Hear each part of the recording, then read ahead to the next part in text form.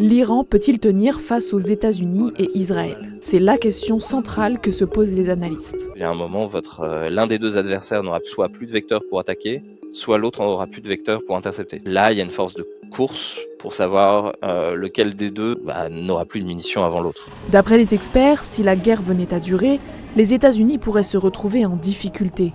Car dans sa contre-attaque, l'Iran utilise surtout ça, des drones Shahed. It is clearly faster to build these kinds of drones than the United States can build sort of the interceptors. Ces drones peuvent frapper des cibles à 2000 km.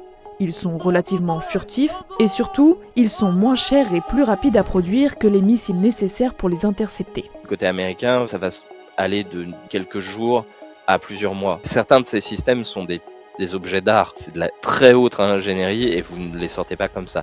Sur la durée, cela risque donc de forcer les Américains à faire des choix compliqués. Côté américain, il y a des stocks qui sont ailleurs, notamment par exemple en Corée, au Japon, à Guam, donc qui peuvent être redirigés, mais ce qui veut dire que vous avez épuisé votre stock général et que dans le cas d'un conflit avec un autre acteur, vous n'auriez plus ces moyens de défense, donc là vous avez à faire un choix. And of course, there are many countries that have these US-built systems like the Patriot and are going to be are already in line asking to buy more Patriot missiles, European allies, Ukraine, Taiwan.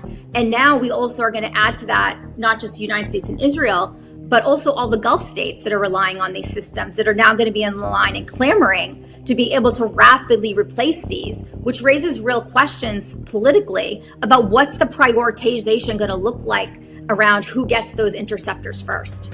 Les Iraniens ont donc une stratégie, faire durer la guerre pour que les Américains finissent par abandonner.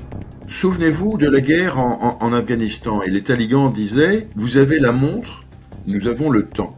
Et à la fin, ils ont gagné. Et donc, c'est probablement ce genre de calcul que se font les Iraniens, même s'ils sont très affaiblis.